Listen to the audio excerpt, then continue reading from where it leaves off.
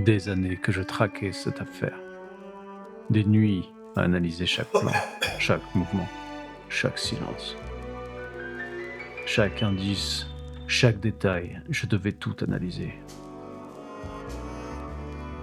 Et enfin, j'étais sur le point de tout découvrir. Ce qu'il ne voulait pas que le monde sache. Le secret de son montage. Tout ça pour qu'au final, il poste lui-même une vidéo de sa méthode de montage. Ah, chiotte.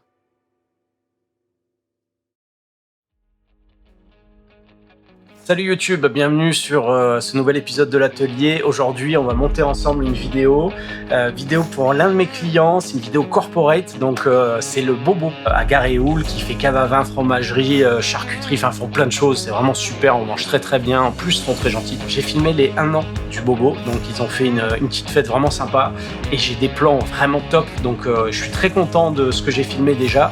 Donc au montage, à mon avis, ça va être sympa. Donc on va le découvrir ensemble. Donc bienvenue dans l'atelier.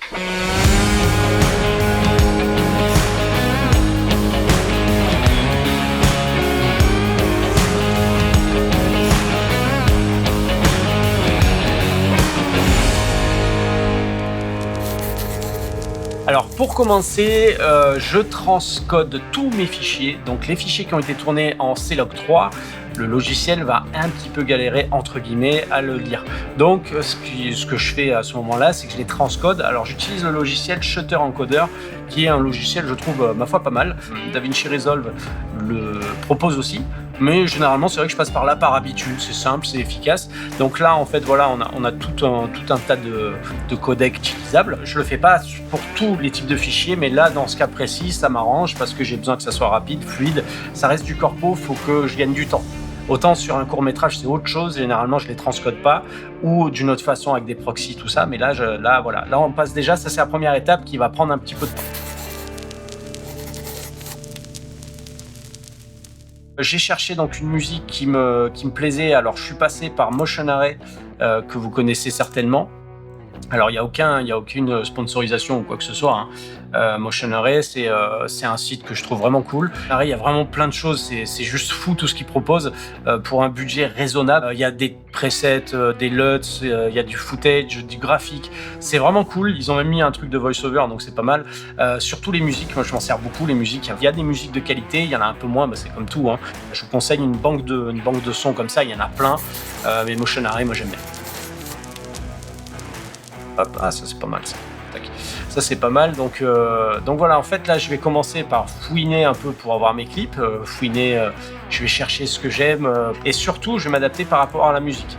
Donc en fait ma musique de base, voilà, là j'avais déjà préenregistré 4 pistes, et après par rapport à ma musique je vais tester, je vais me dire ah bah tiens machin ça je vais peut-être plus le mettre comme ça. Donc là je vais passer en mode casque, et là on est parti, je vous entends plus.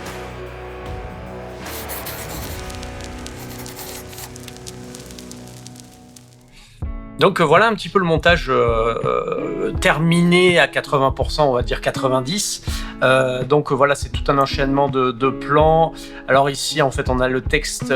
Tac, attendez, hop, je vais dézoomer et agrandir un petit peu la fenêtre pour que vous voyez mieux. Tac, voilà. Donc c'est un enchaînement de plans que je trouve vraiment cool. Je suis assez content vraiment du résultat. Je trouve que ça... C'est vraiment sympa, justement. J'ai cassé en fait ce délire-là. Là, on part sur une musique. Je suis toujours en log, hein, là au passage. Hein. On part sur une musique très jolie, un peu sympa. Et j'ai voulu casser ce truc. De toute façon, avec le Bobo, c'est un petit peu ce que j'ai fait à chaque fois que j'ai travaillé avec eux. Je pars sur un principe et puis bam, je casse, je pars sur autre chose. Donc là, voilà, là je suis parti sur complètement autre chose. Là, il y a un silence. Et on repart sur un truc un peu plus dynamique qui va suivre un petit peu l'événement. Et donc je me suis amusé donc justement à casser ça, et je trouve ça plutôt cool. Je sais pas ce que vous en pensez, mais voilà, c'est mon style à moi, c'est mon délire. Petite parenthèse aussi, justement, je dis c'est mon délire, mais en attendant, il faut quand même suivre l'entreprise.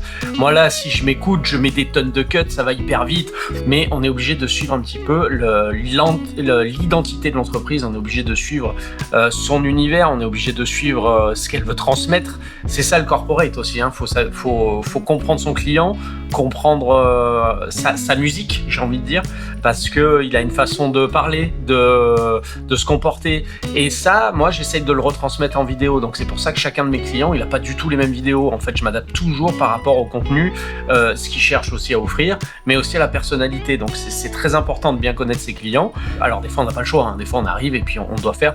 Mais dans l'ensemble, voilà, moi, j'essaye d'avoir des clients réguliers. Comme ça, au moins, je leur fais des choses qui leur ressemblent.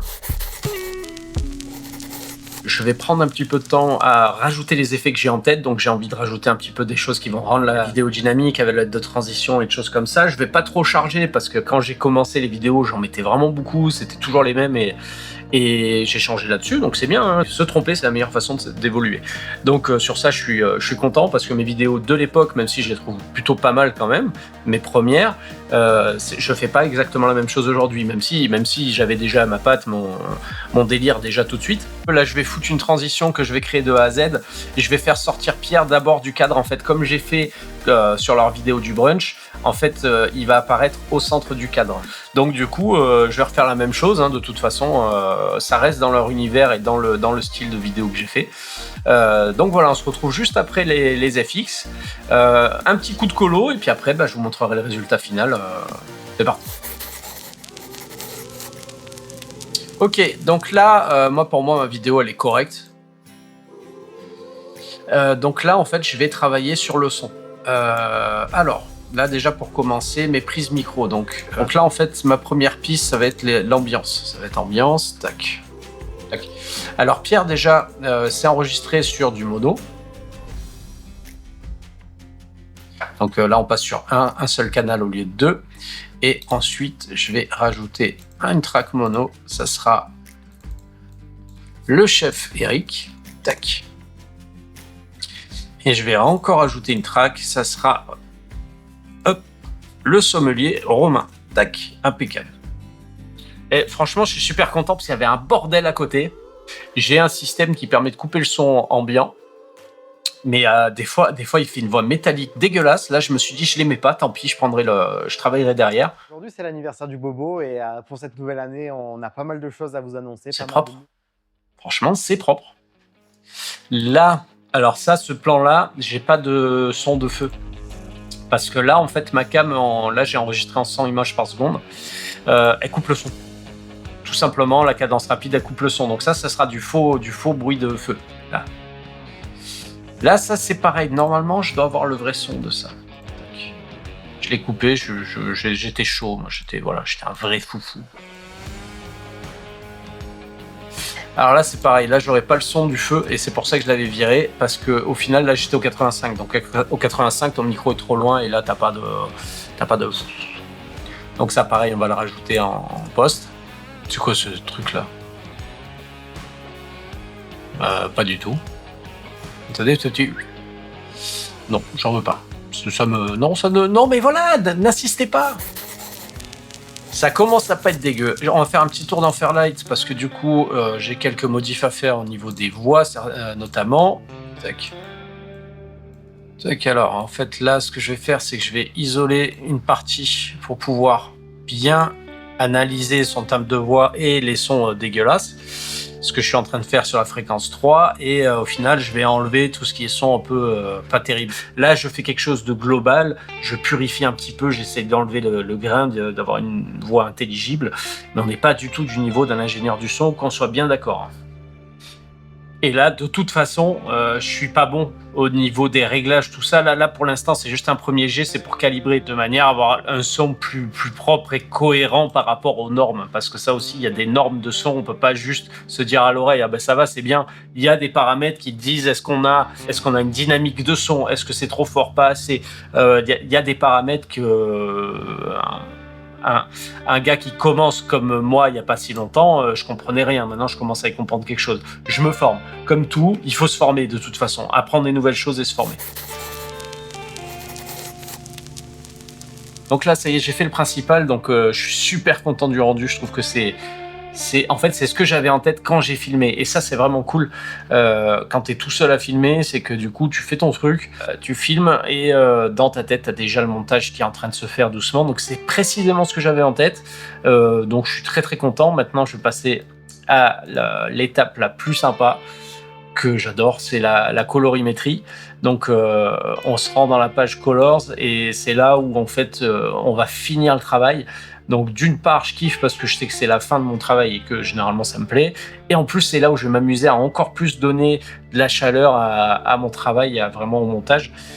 Là, je vous montre directement en fait avec mon arbre à nœuds que je me suis fait d'avance. Pour vous en parler rapidement, en gros, je fais une entrée-sortie. Là, j'ai filmé en BT 2020, donc en Rec 2020 Canon Log 3. Use Timeline parce que du coup, ma timeline est déjà paramétrée en DaVinci Wide Gamut, ce qui est en fait l'espace colorimétrique le plus élevé. Donc en fait, je vais travailler dans cet espace colorimétrique et une fois que j'ai terminé en fait tout ça, je donc repars de ma timeline, donc le DaVinci Wide Gamut, à la sortie Rec 709 Gamma 2.4, le plus classique pour à peu près tous les médias, donc ça fonctionne plutôt bien. Et après, je vais avoir tout un tas de réglages. Je vais pas rentrer là-dedans parce que ça, déjà, comme à mon avis, la vidéo est déjà assez longue. Je vais pas en rajouter plus que ça. Donc voilà, je vous mets donc tout de suite le rendu final avec la colo appliquée. Et si ça vous a plu, voilà, n'hésitez pas à vous abonner, vraiment ça serait cool. On est une toute petite chaîne pour l'instant, je partage mon temps, vraiment ça serait cool que ça prenne un petit peu, que j'ai des échanges avec vous, ça serait vraiment sympa d'avoir vos retours, savoir si ça vous plaît, et voilà, tout simplement créer une communauté un petit peu sympa sur le montage, la colo, enfin il y a plein de choses à dire, plein de choses à faire, donc voilà, j'espère que ça vous a plu. J'ai pris un peu de temps pour faire celle-là de vidéo. Le rendu final sera peut-être pas exactement comme vous l'avez vu au montage, parce que du coup là je vais l'envoyer à mon client aujourd'hui, savoir un petit peu ce qu'il en pense, s'il y a des changements, peut-être des fois il y a des micros ajustements, donc ce sera pas exactement comme au montage, mais l'idée sera là. Donc voilà, j'espère que ça vous a plu encore une fois, et vraiment abonnez-vous, partagez, likez tout ça, ça serait vraiment cool, et je vous dis à la prochaine vidéo, et merci d'être là, en tout cas, à très bientôt.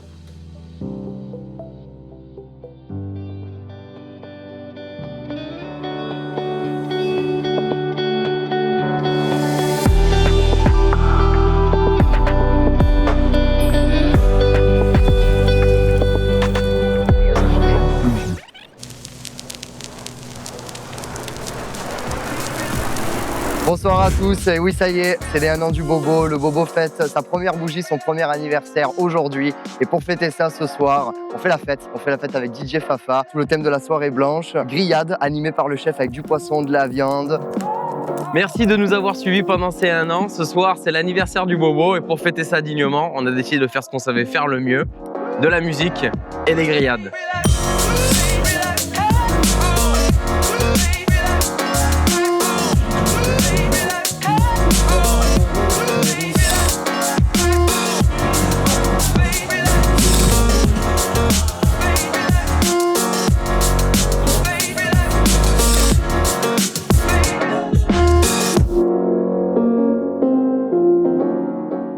Aujourd'hui, c'est l'anniversaire du Bobo et pour cette nouvelle année, on a pas mal de choses à vous annoncer, pas mal de nouvelles choses à vous proposer. Et donc, merci de nous avoir soutenus déjà pendant 1 an et on vous réserve plein de belles choses.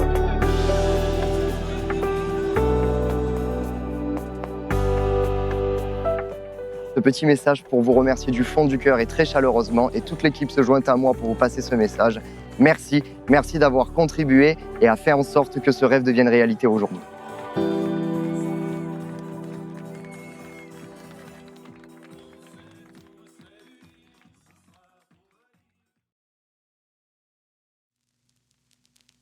L'affaire était close.